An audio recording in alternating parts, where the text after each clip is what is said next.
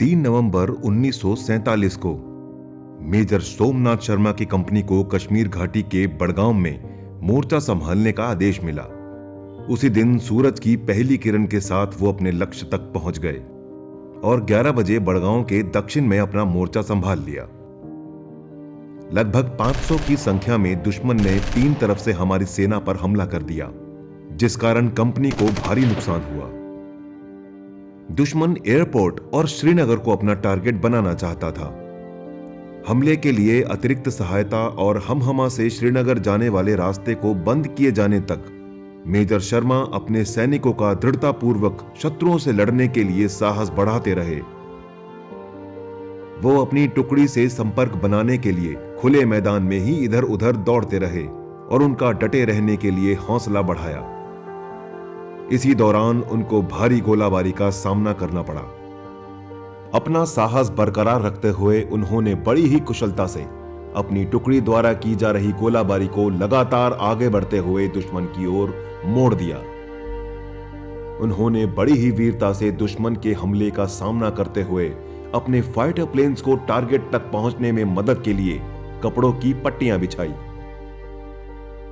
दुश्मन के लगातार हमले में हुए नुकसान से उनके लाइट ऑटोमेटिक हथियार असरदार नहीं रह गए थे।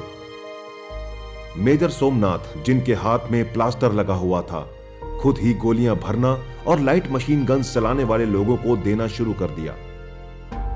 इसी बीच एक मोर्टार शेल उनके हथियारों के बीच आकर गिरा, जिसके फलस्वरूप हुए धमाके ने उनकी जान ले ली। मेजर शर्मा की कंपनी अपनी जगह बनी रही और बचे हुए सैनिक तब तक पीछे नहीं हटे जब तक वे लगभग पूरी तरह घिर नहीं गए।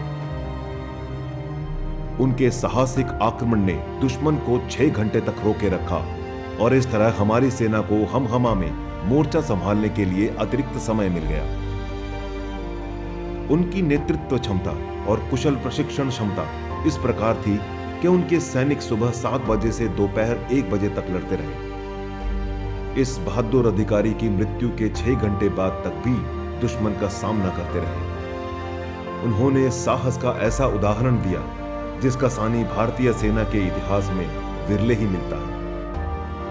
ब्रिगेड हेडक्वार्टर को उनका आखिरी संदेश था, दुश्मन हमसे केवल 50 गज दूरी पर है। हम संख्या में बहुत कम हैं।